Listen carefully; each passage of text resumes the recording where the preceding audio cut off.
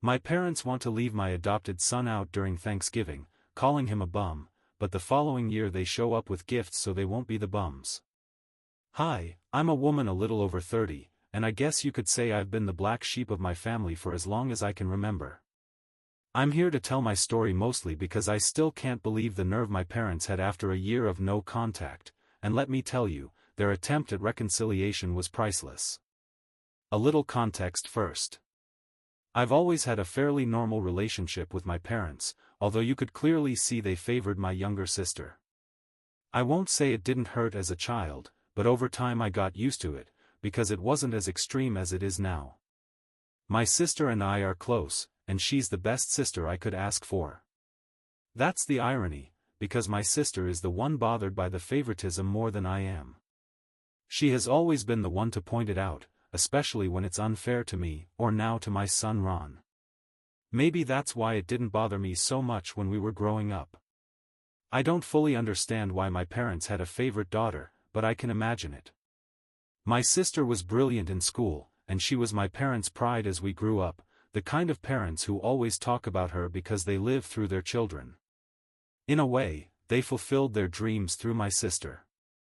Over time, my sister went to medical school, became a surgeon, and started earning very good money too, which makes me happy because I know she built an amazing life through dedication and hard work.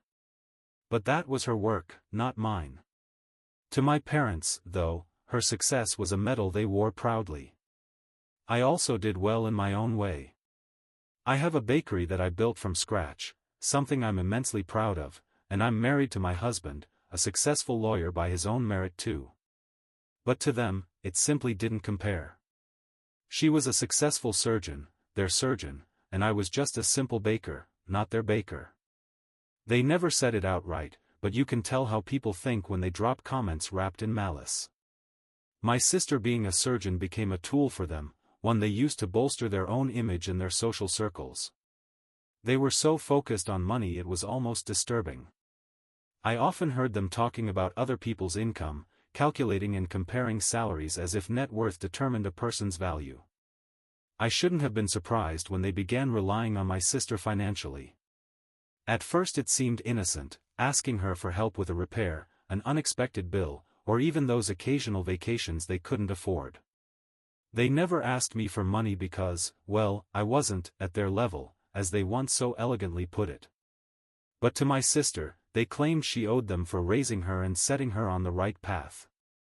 In a way, I felt bad for her, because being the favorite had its downsides too, as you'll soon read.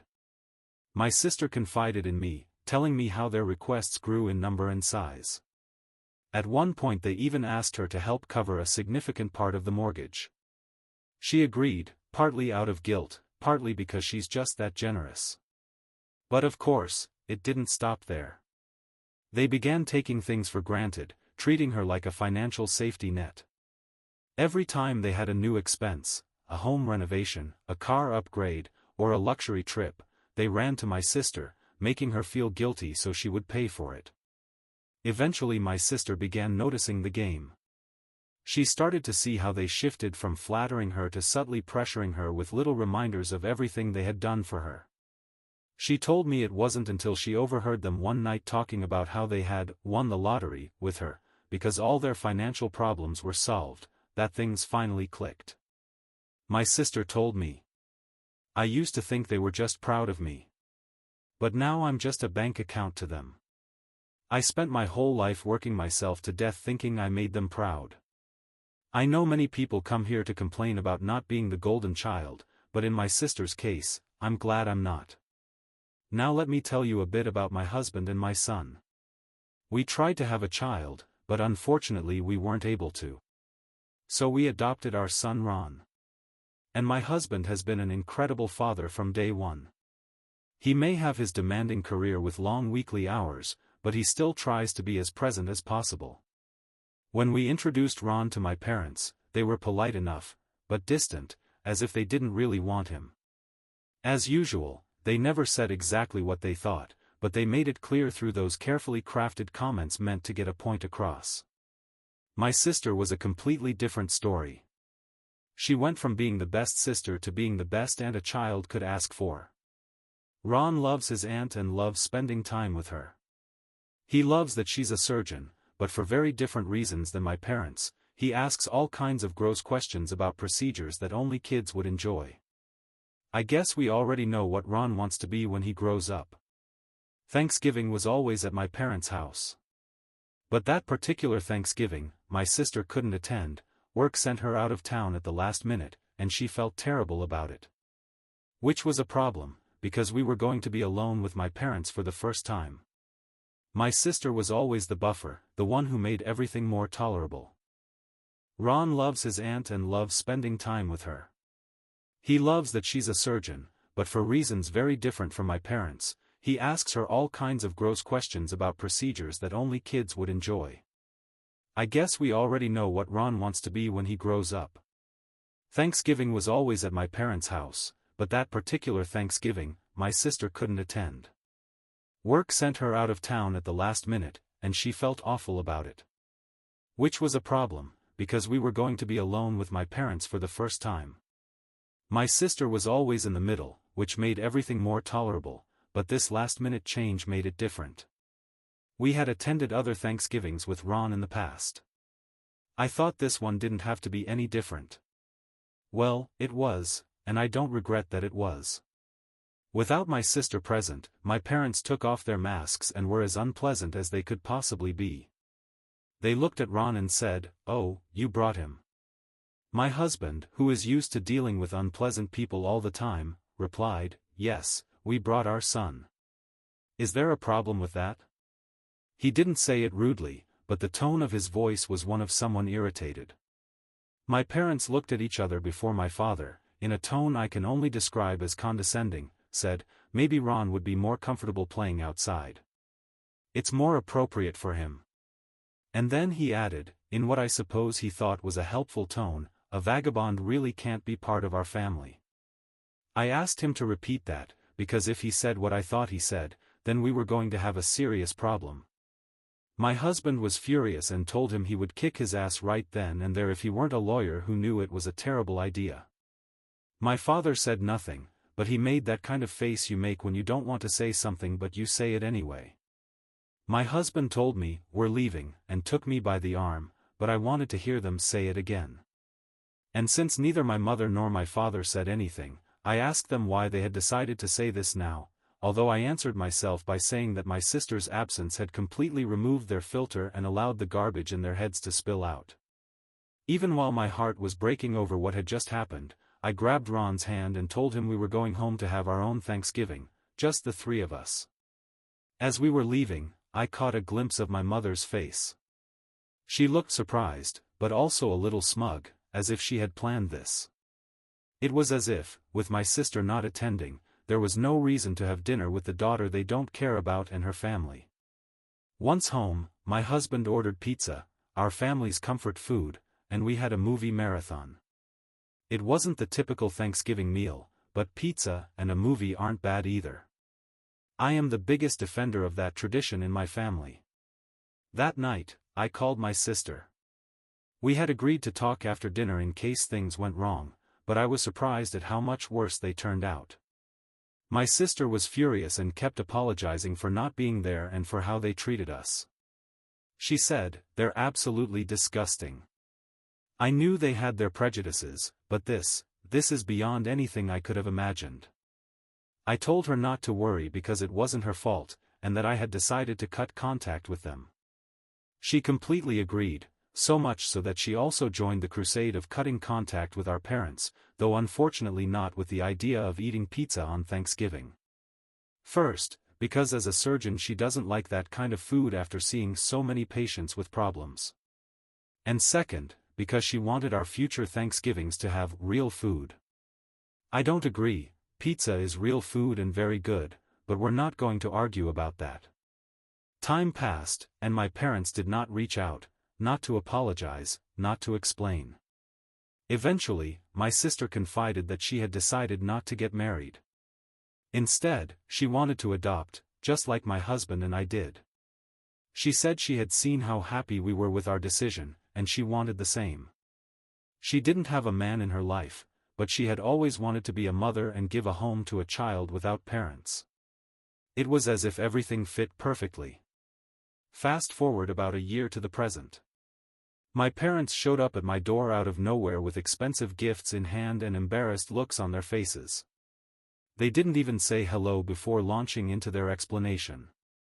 What I understood was that my sister had dropped the bomb on them that she would never care for them in their old age, not after how they treated Ron. She told them she was adopting a child of her own and that if they couldn't accept her future child, then they also wouldn't have a relationship with her. Apparently, everything started after my sister refused to pay for one of their extravagant whims. My parents thought they could repair the relationship with their favorite daughter and also make more requests. My mother was absolutely disgusted and tried her old tactic of guilt-tripping her, but this time my sister told them they made her sick, and that if they were on her operating table, she would cut them out like a tumor. Naturally, they didn't take it well, especially my mother, who saw it as some kind of betrayal that she wouldn't give them money and called them a cancer. And as if that weren't enough, my sister then dropped the bomb that she was about to adopt a little girl next month. Then she ended the call and, according to my parents, also blocked them because their calls wouldn't go through. I could barely hold in my laughter while they told me all this. They were there to apologize to me. They were ready to make things right with Ron, even though deep down they only wanted to get on my sister's good side. I told them they could take their gifts but I suggested they not shove them up their asses, because they wouldn't have a surgeon to take them out afterwards. My mother yelled at me, "You can't do this to us. We are your parents," and I replied, "Well, watch me." Then I closed my front door with my father on the other side, just like that meme from The Office. I wish I had a doorbell camera to see his expression, because now I can only imagine it. My sister loves that meme and always sends it to me whenever she tells me about some entitled person who has made her life hell that day. The fact that I got to apply it to our own parents in real life drove her crazy, in a good way. Update 1. Hi, before I begin this update filled with medieval-level entitlement, I have to say that I never blocked my parents. I never needed to, not when they didn't need me at all. A few days after that incident, out of nowhere, I received a message from my mother that left me speechless. Her last message was from long ago. She started by saying she knew I was behind my sister's decision to hate them, that I was playing mind games with her so she would stop helping them financially and start helping me instead, which, according to my mother, was unfair because they were her parents and deserved her full financial support. She even went as far as saying I was trying to steal my sister's birthright to care for them in their old age. It was absurd. Birthright? This wasn't some medieval inheritance drama. The text was also filled with more information, like how my father's heart was not doing well and how all of their dreams were falling apart because of me. They demanded that I fix things and talk to my sister before it was too late, and that we would both regret it if we couldn't apologize to our father while he was alive. And the cherry on top.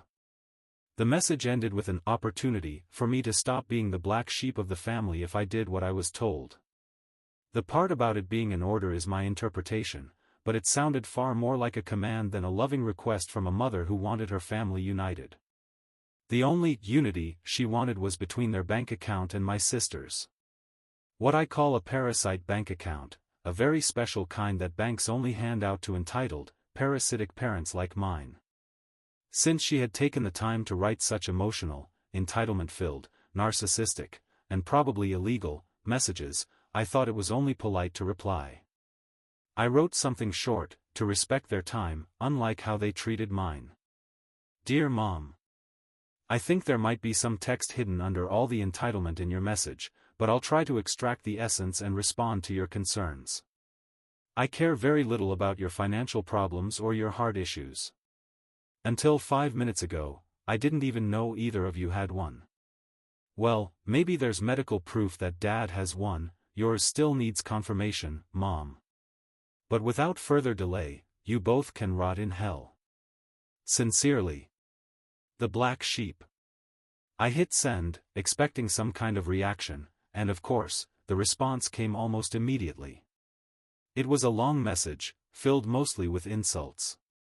They called me a bad mother, said my son belonged on the street and would never amount to anything, only the shadow of my sister.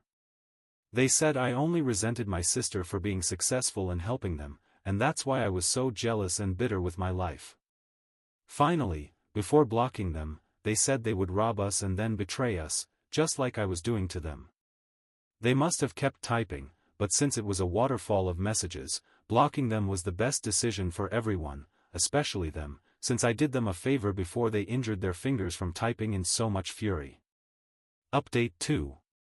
Last weekend we celebrated Ron's birthday, and it was extra special this year because it was also the welcome home celebration for his new cousin, Rosa. Yes, my sister officially adopted a beautiful little girl. After everything our family has gone through, having such a joyful occasion felt like a breath of fresh air. Ron was thrilled to have a new cousin. He even gave her a teddy bear he chose himself, saying, "Welcome to the family."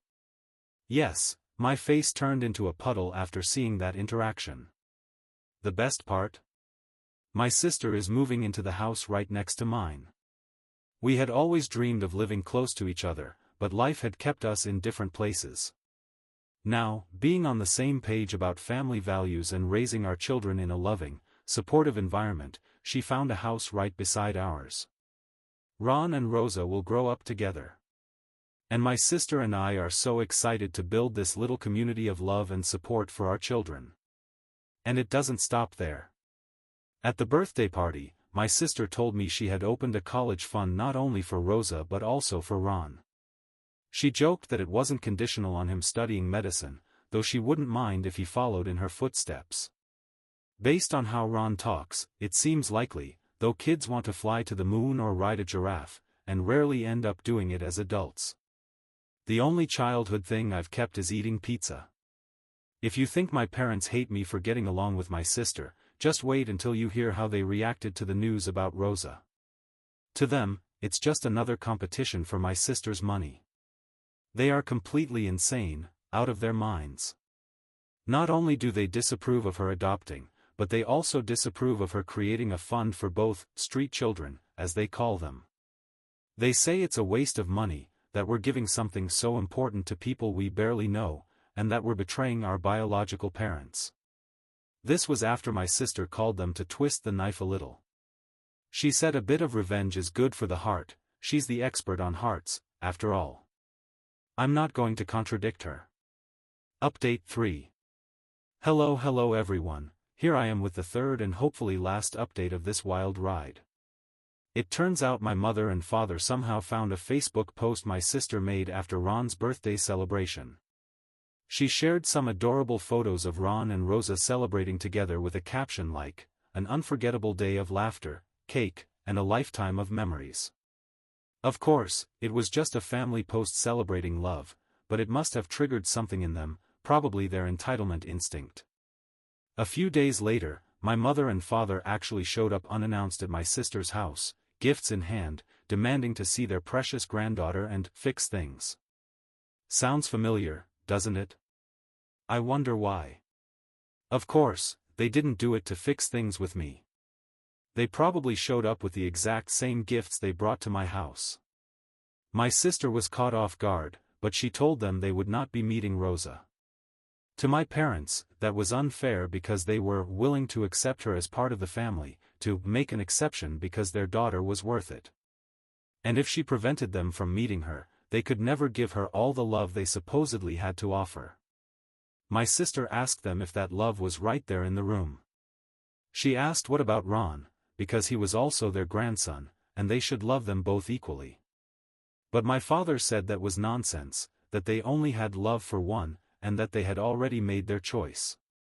They argued a bit more, but eventually my sister managed to get them out of her house without any major incident. Of course, before closing the door, she waited to see if my father would lean against it so she could recreate her own version of the meme, but no luck. But they didn't stop there. A few hours later, we noticed that my mother had posted online about a bakery owner who was a vile and despicable member of the community, talking about how I manipulated my sister with emotional abuse, how I was a master manipulator, and how, like the good psychopath I am, I wanted to make loving parents suffer, parents who only wanted to be in the lives of their daughters and grandchildren. If you read it without reading this story, you'd probably shed a lonely tear down your cheek thinking about those poor abandoned grandparents. But you? You've done your homework and read the truth. So those grandparents matter less to you than paying your taxes. Some people even suggested boycotting my bakery or attacked me for being the worst daughter loving parents could ever have. I was furious. I contacted my mother privately, asking her to take down the post and reminding her that advertising things that weren't true wasn't good for her finances. Well, her response was, "I'll post whatever I want," and then she blocked me. Fine. I tried to handle it the friendly way. The other way wasn't going to be so nice. My sister decided to handle it with grace and honesty. She prepared her own post explaining our side of the story, as well as mentioning that my bakery had the most delicious croissants in the whole county. She also gave details about what she had been doing with us and our kids. So it went a bit viral, more than my mother's post, and in a way it became free advertising for my bakery. For a few days, we were selling almost everything we baked. Here comes the not-so-friendly part to make my mother take down the post. After seeing my mother's Facebook rant and the comments I was reading, my husband was absolutely outraged. He's a damn lawyer, he isn't going to sit back when the universe is giving him a more than perfect reason to sue people who deserve their tombstones to say, they died because of lawsuits. They deserved it. He grabbed his phone, called my father, and told him bluntly, "If you don't take the post down, I will sue you for defamation. And believe me, I will take every last cent if I have to. I can draft the lawsuit for free while I'm sitting on the toilet. So get ready to pay lots of money in lawyer fees and buy a new yacht for a friend." My father tried to downplay it because he said, yes, my father, who is not a lawyer, that my husband didn't have a solid basis for the lawsuit. My husband replied that if he wanted to test that theory in court, he was free to do so. It was his money, and he could waste it however he liked. The threat of a lawsuit must have hit hard because right after that call, the post came down within an hour. The problem is that my husband is still angry with my parents. He thinks their arrogant attitude toward a lawsuit is unacceptable and that they need a corrective lesson to learn what's good. He plans to sue anyway. Even though it's nice they deleted the post, the damage is already done, and that alone is worthy of being pursued with the full weight of the law. And if my husband didn't digest last night's dinner very well, he might get creative during his bathroom moments, which, for my parents, will literally be a shitstorm. Update 4. I'm back with another update, and this one is full of good news, and a bit of family drama I just have to share. So the big news is that my sister's move is officially complete, and she now lives right next door to us. It's been amazing having her so close, and Ron couldn't be happier. He's absolutely thrilled to have his aunt living just a stone's throw away, though I told him not to actually throw stones at her house. I suggested to my sister that she remodel her house and make it out of candy since it would be much nicer when we visit, but the idea of turning her house into a children's fairy tale home didn't seem practical to her. She talked about insurance issues, birds, children licking her windows, all that stuff. But of course, there's never a dull moment with our parents involved. Barely a week after the whole Facebook fiasco, my father decided to call my sister with some ridiculous news. My sister's mistake was not blocking them again after calling them the last time. They were disinheriting her. He told her she deserved it for taking the side of her good-for-nothing sister. My sister was messaging me to come to her house and listen to the conversation. I didn't make any noise so my father wouldn't know I was there, but when we got bored, we both laughed loudly and hung up. How I would have loved to see my father's face when he learned that I was listening to all his nonsense too. We felt like two teenagers again. If only we could have broken off a piece of a pillar and eaten it, it would have been a 10 out of 10 afternoon. My sister and I have been taking full advantage of our new closeness. There are girls' dinners, cousins' dinners, family dinners, and even dinners that upset my husband's stomach, which he has been using to prepare his lawsuit very well in those moments when he has nothing else to do. It was either that or playing Candy Crush on his phone. He said this gives him a bigger rush than finishing levels. We know the lawsuit will go as well as my sister's candy house, but those are the advantages of sleeping with your lawyer. I know it might sound strange, but I'm sure there are plenty of people out there sleeping with their attorney. Well, my parents are going to have to sleep with theirs if they want to pay him. Having their lawyer screw them would be more satisfying than winning the lawsuit. I wonder if that can be put in writing in an agreement. Update 5. My parents were dragging out the lawsuit. Which is not the most appropriate word to use, considering I previously talked about how the lawyer was going to screw them with fees.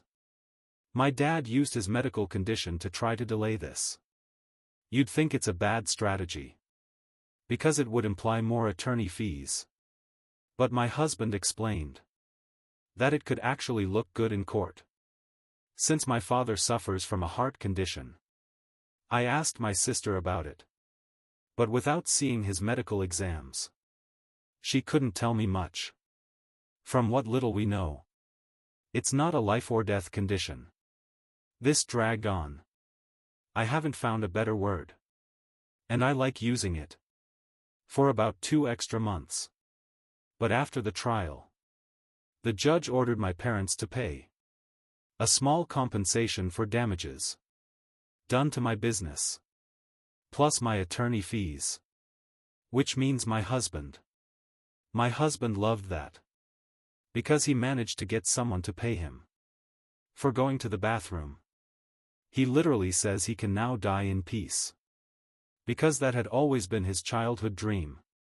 And for those worried about my husband's colon, don't be. Yes, he's done some work in the bathroom, but it was mostly him sitting with his notepad, rather than actually doing number 2.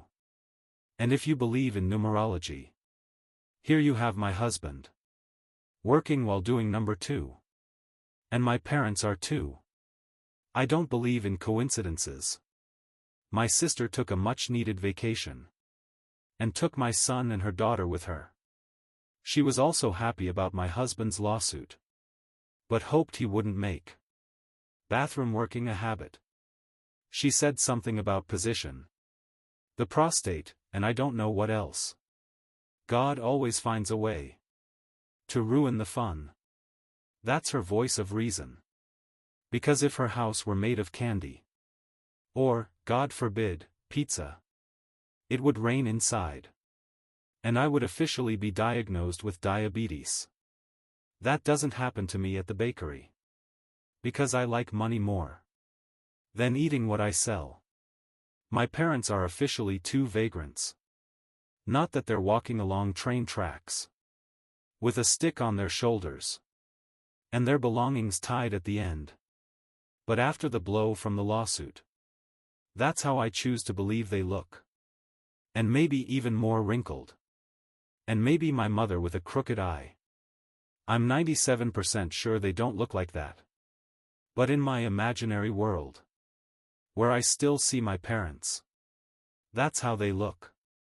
In the real world, I hope I never have contact again with a pair of shameless freeloaders.